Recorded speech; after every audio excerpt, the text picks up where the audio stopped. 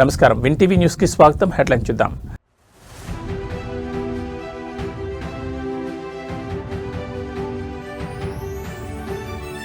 దేవుడి సాక్షిగా protocol war. MP చేతిలో పట్టువస్త్రాలు లాక్కున్న ఎమ్మెల్యే కొరికిపూడి.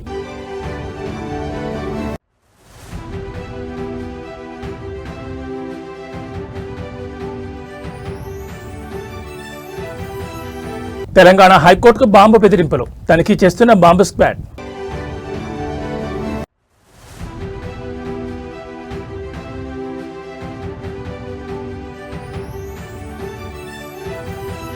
ఖమేని మృతిపై భారత్ మౌనం. కేంద్రంపై ఆగ్రహం వ్యక్తం చేసిన సోనియా గాంధీ.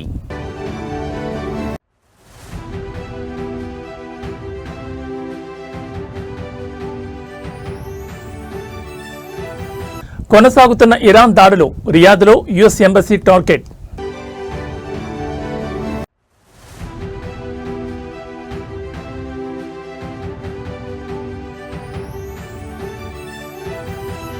భారత్కు చేరుకున్న పివి సింధు సురక్షితంగా వచ్చానని ట్వీట్. ఇక డీటెయిల్స్ చూస్తే విజయవాడ టీడీపీ ఎంపీ కేసినేని శివనాథ్, తిరువూరు ఎమ్మెల్యే కొలికపూడి శ్రీనివాసరావు మధ్య విభేదాలు మరోసారి బగ్గుమన్నాయి. టీడీపీ అధిష్టానం జోక్యం చేసుకున్న చక్కబడిన ఈ వివాదం తాజాగా దైవ సన్నిధిలో ప్రోటోకాల్ రచ్చకు దారితీసింది.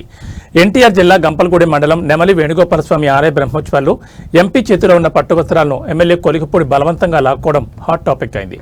నిన్న రాత్రి జరిగిన స్వామివారి కళ్యాణానికి ఎంపీ చిన్ని, ఎమ్మెల్యే కొలికపూడి తమ సతీమణులతో హాజరయ్యారు. ఈ సందర్భంగా స్వామివారికి సమర్పించే పట్టువస్త్రాలను ఆలయ పురోహితులు ఎంపీ చిన్ని దంపతులకు అందజేశారు. అయితే తనకు కూడా వస్త్రాలు ఇవ్వాలని ఎమ్మెల్యే పట్టుబట్టారు. ప్రోటోకాల్ ప్రకారం ఒకరికే ఇస్తారని చెప్పిన ఆలయ అధికారులు ఆయనకు తలంబ్రాలు అందించారు. దీంతో అసంతృప్తికి గురైన ఎమ్మెల్యే కొలికపూడి ఎంపీ చేతిలోని పట్టువస్త్రాలను బలవంతంగా లాక్కుని తన తలపై పెట్టుకున్నారు. ఈ అనూహ్య పరిణామంతో అక్కడున్న భక్తులు నివ్వెరపోయారు. ఎంపీ వర్గీయులు అడ్డుకోవడంతో ఇరు వర్గాల మధ్య తీవ్ర వాగ్వాదం చోటు చేసుకుని తోపులాటకు దారితీసింది. వెంటనే పోలీసులు జోక్యం చేసుకుని పరిస్థితిని చక్కదిద్దారు. ఎంపీ కేసినేని చిన్ని తన వర్గీయులను వారించి వివాదాన్ని సద్దుమణిగేలా చేశారు. అనంతరం కళ్యాణ మండపంలో ముందు వరుసలో ఎమ్మెల్యే దంపతులు, వెనుక వరుసలో ఎంపీ దంపతులు కూర్చున్నారు. ఈ ఘటనతో ఆ ప్రాంతంలో ఉద్రిక్తత నెలకొనడంతో పోలీసులు పటిష్ట బందోబస్తు ఏర్పాటు చేశారు.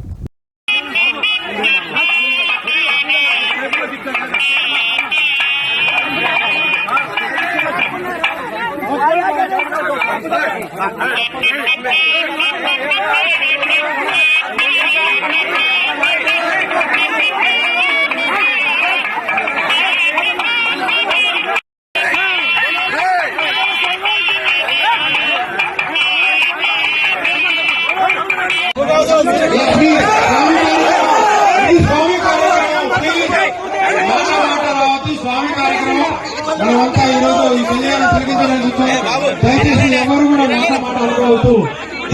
రాష్ట్ర అత్యున్నత న్యాయస్థానం హైకోర్టులో బాంబు బెదిరింపు మేలు కలకలం రేపింది. గుర్తు తెలియని వ్యక్తుల నుంచి హైకోర్టును పేల్చివేస్తామంటూ బాంబు బెదిరింపులు రావడంతో అంతా ఒక్కసారిగా ఒలికిపడ్డారు. సమాచారం అందుకున్న పోలీసులు bomb disposable squad, dog squad తో హుటాహుటిన హైకోర్టు చేరుకున్నారు. కోర్టు ప్రాంగణంలో అనుమానం వచ్చిన ప్రతి వస్తువును క్షుణ్ణంగా తనిఖీ చేస్తున్నారు. అదేవిధంగా ముందు జాగ్రత్త చర్యగా కోర్టు సిబ్బందిని, న్యాయవాదులను, భద్రతా సిబ్బంది అప్రమత్తం చేశారు. న్యాయమూర్తుల ఛాంబర్లు, కోర్టు హాళ్లు, రిజిస్ట్రీ కార్యాలయంతో పాటు పార్కింగ్ ఏరియాలో ముమ్మరంగా గాలింపు చర్యలు చేపడుతున్నారు. తనిఖీలు పూర్తయ్యే వరకు ఎవరూ లోపలికి రావద్దని అధికారులు సూచించారు.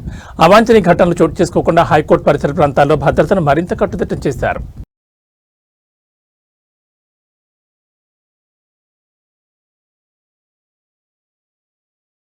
అమెరికా, ఇజ్రాయెల్ సంయుక్తంగా చేసిన భీకర దాడిలో ఇరాన్ సుప్రీం లీడర్ ఖమేనీ ప్రాణాలు కోల్పోయారు. కాగా ఆయన మృతిపై భారతదేశంలోని అన్ని రాష్ట్రాల్లో నిరసనలు వ్యక్తమవుతున్నాయి. కాంగ్రెస్ పార్టీ నేతలు కూడా ఆయన మృతికి సంతాపం తెలుపుతున్నారు. కానీ భారత ప్రభుత్వం ఇప్పటి వరకు ఆయన మృతిపై ఎటువంటి ప్రకటన చేయలేదు. దీనిపై కాంగ్రెస్ పార్లమెంటరీ పార్టీ అధ్యక్షురాలు సోనియా గాంధీ స్పందిస్తూ తీవ్ర ఆగ్రహం వ్యక్తం చేశారు.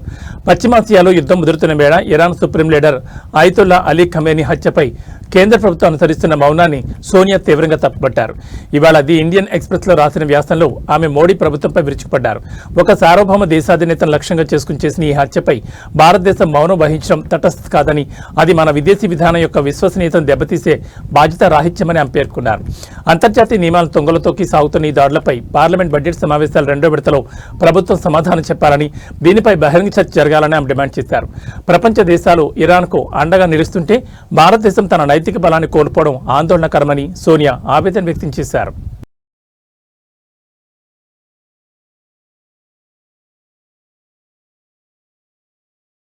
ఉప్పల్ నియోజకవర్గంలో విద్యార్థుల భవిష్యత్తుకు భరోసానిచ్చి ఒక అద్భుతమైన కార్యక్రమం జరిగింది. ఆర్థిక ఇబ్బందులతో సతమతమవుతున్న వైద్య విద్యార్థులకు నేనున్నానంటూ ముందుకొచ్చారు ఎమ్మెల్యే బండారు లక్ష్మారెడ్డి.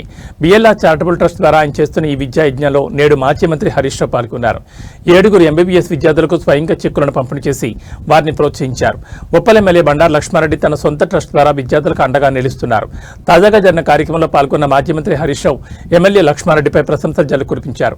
రాజకీయాల్లో ఉంటూనే సామాజిక బాధ్యతను మర్చిపోకుండా డాక్టర్లు కావాలని కలలుగానే పేద విద్యార్థుల ఫీజులు చెల్లించడం అభినందనీయమని కొనియాడారు. కేవలం ఈ ఒక్కరోజే కాదు, ప్రస్తుత విద్యా సంవత్సరంలో మొత్తం 122 మంది వైద్య విద్యార్థులకు బండారు లక్ష్మారెడ్డి ఆర్థిక సహాయం అందించడం విశేషం. వారి విద్యా ఖర్చుల భారాన్ని తానే భరిస్తూ భవిష్యత్తులో వారు మంచి వైద్యులుగా ఎదిగి సమాజానికి సేవ చేయాలని ఆయన ఆకాంక్షించారు. ఈ కార్యక్రమంలో 7 ఎంబీబీఎస్ విద్యార్థులకు హరీష్ రావు మరియు లక్ష్మారెడ్డి కలిసి చెక్కులు అందజేశారు. తమ చదువుకు ఆటంకం కలగకుండా సాయం అందడంలో విద్యార్థులు మరియు వారి తల్లిదండ్రులు హర్షం వ్యక్తం చేస్తున్నారు. మేము డాక్టర్లు అవుతామో లేదో అన్న భయంలో ఉన్నప్పుడు బిఎల్ఆర్ ట్రస్ట్ మాకు కొండంత అండగా నిలిచిందని విద్యార్థులు ఎమోషనల్ అయ్యారు. ప్రజాప్రతినిధులు ఇలాంటి సేవా కార్యక్రమాలు చేయడం వల్ల ఎంతో మంది పేద విద్యార్థుల జీవితాలు మారతాయని హరీష్ రావు ఈ సందర్భంగా పేర్కొన్నారు.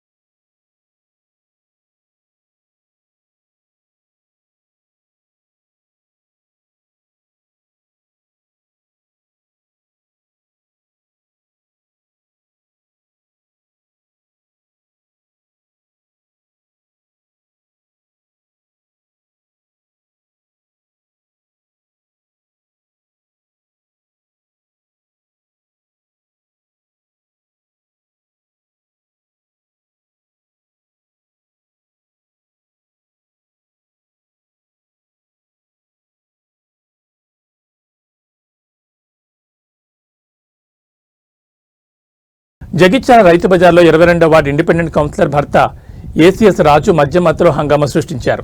ఓ వర్గం వ్యాపారులతో వాగ్వాదం దిగి అసభ్య పదజాలంతో దూషిస్తూ ఇక్కడ వ్యాపారం చేయొద్దని బెదిరించారు. తాను ఎమ్మెల్యే పంపిన ప్రజాప్రతినిధులని లైసెన్సులు చెక్ చేయడానికి వచ్చారని దురుసుగా ప్రవర్తించారు. బాధితుడు షేక్ మహమ్మద్ ఫిర్యాదు మేరకు పోలీసులు కేసు నమోదు చేశారు.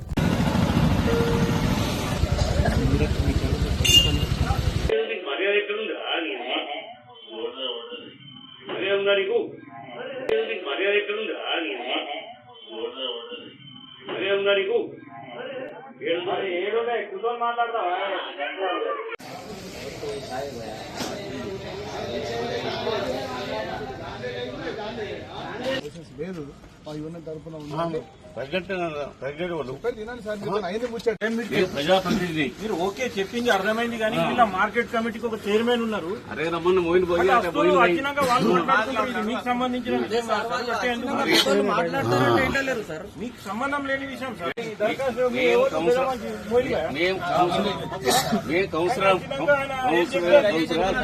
సంజయ్ డాక్టర్ సాబ్ చెప్పాడు, మేము వచ్చి చూస్తున్నాం ఎవరెవరో లైసెన్స్ ఉన్నాయి, ఎవరు లేవు.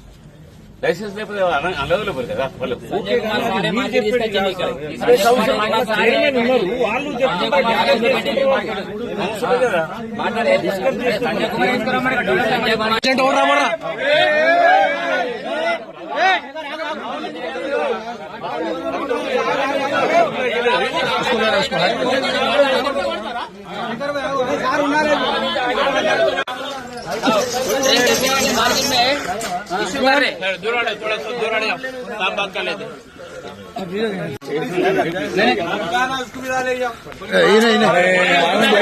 साथ में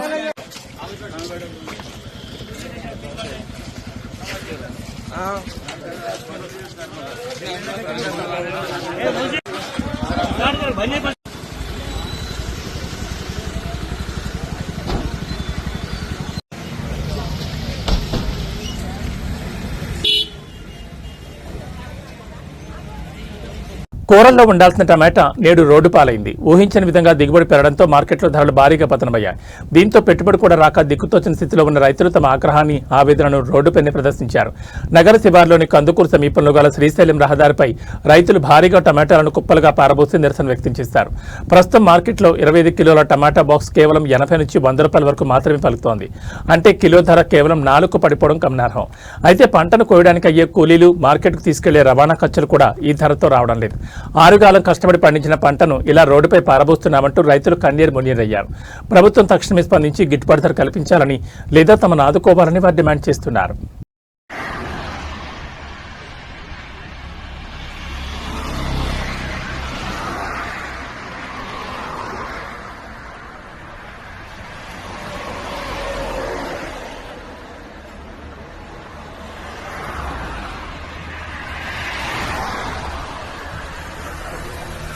తమ సమస్యల పరిష్కారం కోసం విజయవాడలో ఆందోళన చేస్తున్న అంగన్వాడీల పట్ల పోలీసులు పాశవికంగా ప్రవర్తించారు.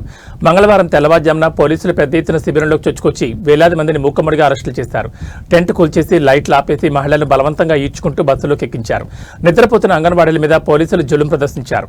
ప్రభుత్వ చర్యలపై అంగన్వాడీలో తీవ్ర ఆగ్రహం వ్యక్తం చేశారు. ప్రభుత్వానికి వ్యతిరేకంగా నినాదాలు చేశారు. ఈ సందర్భంగా అంగన్వాడీ మహిళలు మాట్లాడుతూ అధికారంలోకి రాకముందు చంద్రబాబు తమకు ఇచ్చిన హామీని అమలు చేయాలని కోరామన్నారు. దీక్ష శిబిరంపై వందలాది మంది పోలీసులతో దాడి చేయించారని, నిద్రపోతున్న వారిని లేపి అరెస్టులు చేయడం దుర్మార్గమన్నారు. అరెస్ట్ చేసిన అంగన్వాడీ నాయకులను, కార్యకర్తలను వెంటనే విడుదల చేయాలని డిమాండ్ చేశారు. అంగన్వాడీ యూనియన్ నాయకులతో వెంటనే చర్చించి తమ న్యాయమైన వేతనాల పెంపుదల డిమాండ్ పరిష్కరించాలని కోరారు.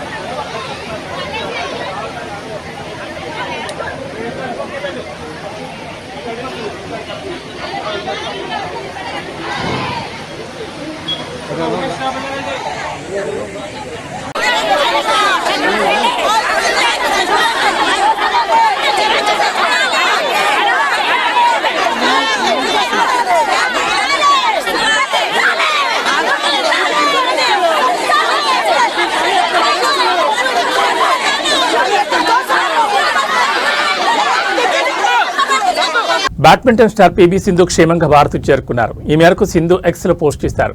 పీవీ సింధు దుబాయ్కి వెళ్లి గత కొన్ని రోజులుగా చిక్కుకునిపోయారు. ఇరాన్, ఇజ్రాయెల్ మధ్య యుద్ధం కారణంగా దుబాయ్ ఎయిర్పోర్ట్ ను కూడా మూసివేయడంతో పీవీ సింధు దుబాయ్లోనే ఉండిపోవాల్సి వచ్చింది. అయితే పీవీ సింధు నేడు క్షేమంగా బెంగళూరు ఎయిర్పోర్ట్కు చేరుకున్నారు. తాను క్షేమంగా బెంగళూరు చేరుకున్నారని, 2 రోజుల విశ్రాంతి తీసుకున్న తర్వాత అన్ని విషయాలు మాట్లాడతానని పీవీ సింధు చెప్పారు. దుబాయ్ ఇంటర్నేషనల్ ఎయిర్పోర్ట్ సిబ్బందికి, అధికారులకు పీవీ సింధు ఈ సందర్భంగా కృతజ్ఞతలు తెలిపారు.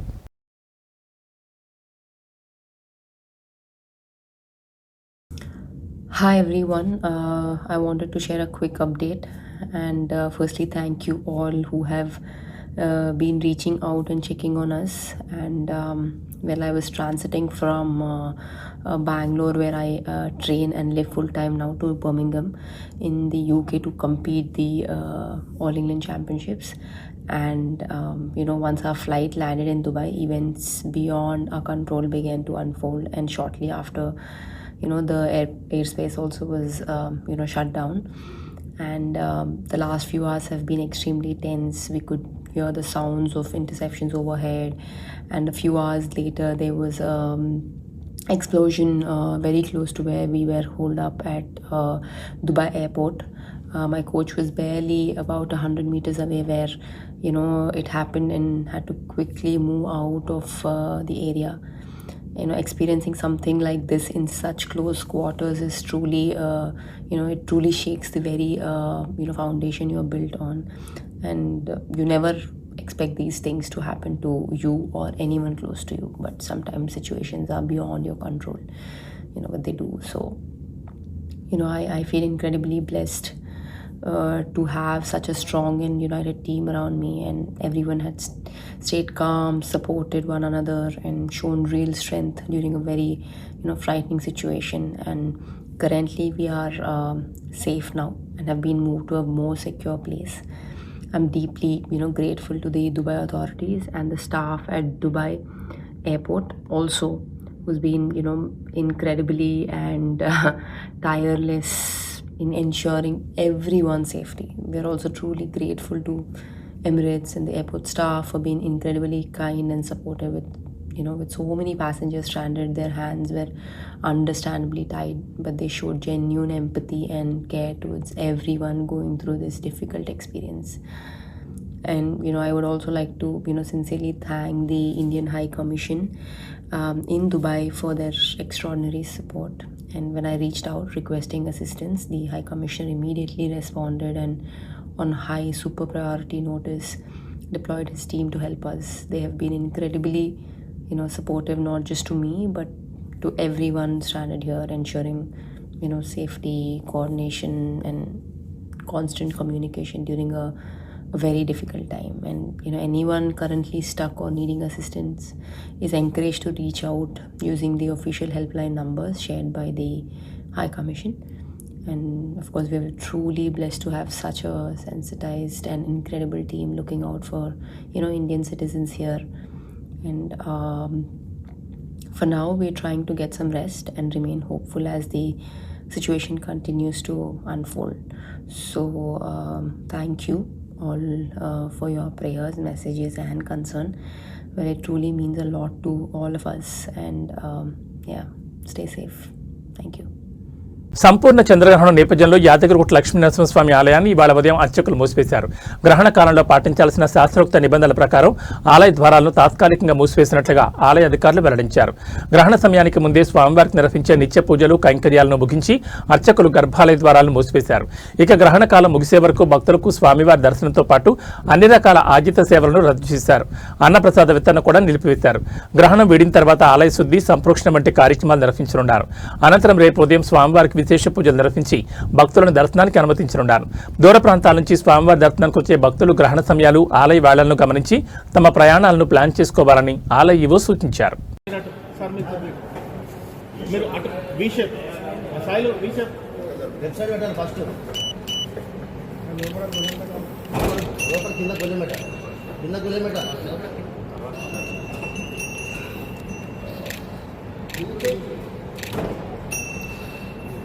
ఇవాళ చంద్రగ్రహణం కారణంగా తిరుమల శ్రీవారి ఆలయం సుమారు 10 గంటల పాటు మూతపడనుంది. భక్తుల రద్దీ ఎప్పుడు కళకళలాడి తిరుమల కొండ గ్రహణం వేళ భక్తులు లేక వెలవెలబోతోంది. మంగళవారం మధ్యాహ్నం 3 గంటల 20 నిమిషాలకు ప్రారంభమై సాయంత్రం 6 గంటల 47 నిమిషాల వరకు చంద్రగ్రహణం ఉండనుంది. ఆగమశాస్త్ర నియమాల ప్రకారం గ్రహణం ప్రారంభానికి 6 గంటల ముందుగానే ఆలయ ద్వారాలను మూసివేయడం ఆనవాయితీ. ఈ నేపథ్యంలో తిరుమల తిరుపతి దేవస్థానం నేడు ఉదయం 9 గంటలకే శ్రీవారి ఆలయ గర్భాలయ తలుపులను మూసివేసింది. గ్రహణం ముగిసిన తర్వాత రాత్రి 7 గంటల 30 నిమిషాలకు తలుపులు తెరిచి సంప్రోక్షణ, శుద్ధి నిర్వహించనున్నారు. అనంతరం రాత్రి 8:30 గంటల నుంచి భక్తులను సర్వదర్శనానికి అనుమతిస్తారు. ఈ సుదీర్ఘ విరామం కారణంగా తిరుమల మాడవీధులు, క్యూ లైన్లు భక్తులు లేక వెలవెలబోతున్నాయి. నిత్యం గోవింద నామస్మరణతో మారుమోగే తిరుమల గిరులు ప్రస్తుతం ఆధ్యాత్మిక నిశ్శబ్దంలో మునిగిపోయాయి. కాగా గ్రహణం ప్రభావంతో నేడు శ్రీవారి ఆలయంలో నిర్వహించే పలు విశేష సేవలను టీటీడీ రద్దు చేసింది. అష్టదళ పాద పద్మారాధన, కళ్యాణోత్సవం, ఊంజల్ సేవ, ఆర్జిత బ్రహ్మోత్సవం మరియు సహస్ర దీపాలంకరణ సేవలను పూర్తిగా నిలిపివేశారు. అంతేకాకుండా తిరుపతిలో జారీ చేసే ఎస్ఎస్డి టోకెన్లను కూడా మొన్న రద్దు చేసిన సంగతి తెలిసిందే. గ్రహణ సమయంలో అన్నప్రసాద వితరణ కేంద్రాలు కూడా మూసివేయనున్నారు. తిరుమలతో పాటు తిరుచానూరు పద్మావతి అమ్మవారి ఆలయం, గోవిందరాజస్వామి, కోదండరామస్వామి ఆలయాలు కూడా ఉదయం 9 గంటలకే మూతపడ్డాయి. రాత్రి పూజల అనంతరం తిరిగి భక్తులకు దర్శనం కల్పించనున్నారు.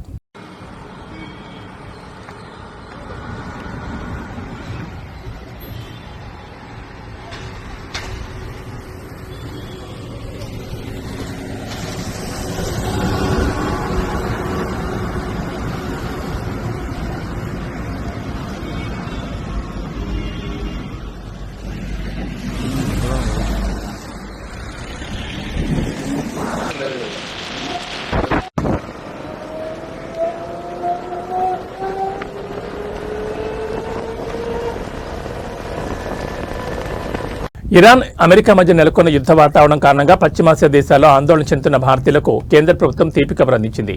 గత 3 రోజులుగా నిలిచిపోయిన విమాన రాకపోకలను మంగళవారం నుంచి పాక్షికంగా పునరుద్ధరించారు.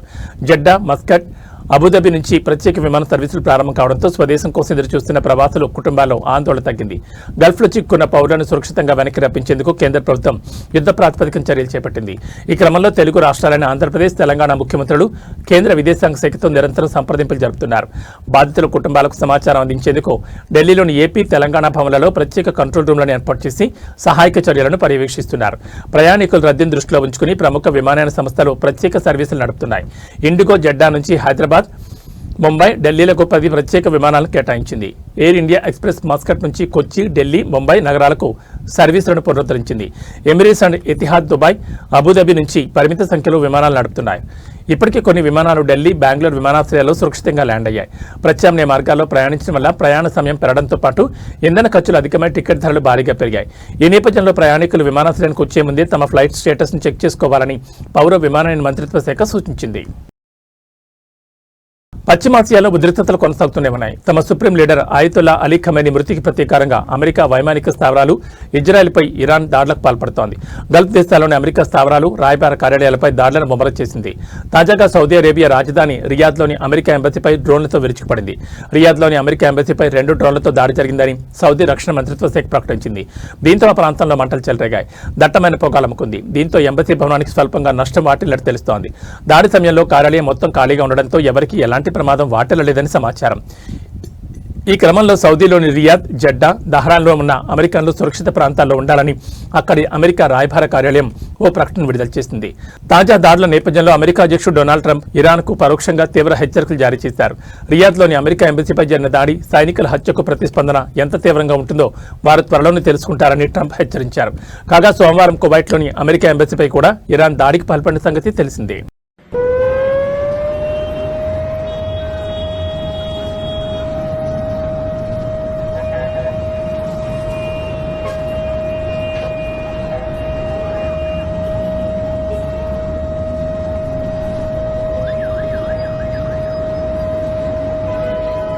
న్యూస్ ముగించే ముందు హెడ్లైన్స్ మరోసారి.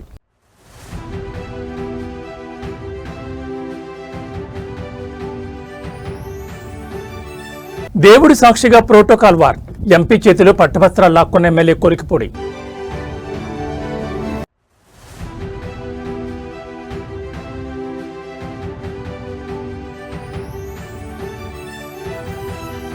తెలంగాణ హైకోర్టుకు బాంబు బెదిరింపులు, తనిఖీ చేస్తున్న బాంబు స్క్వాడ్.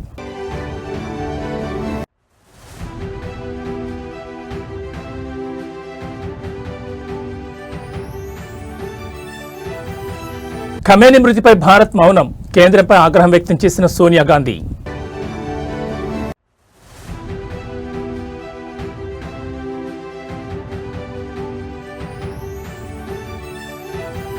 కొనసాగుతున్న ఇరాన్ దాడులు, రియాద్లో US embassy target.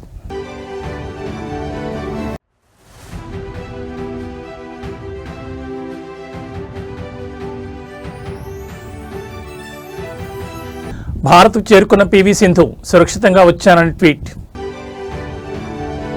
AB bulletin విశేషాలు. నమస్కారం.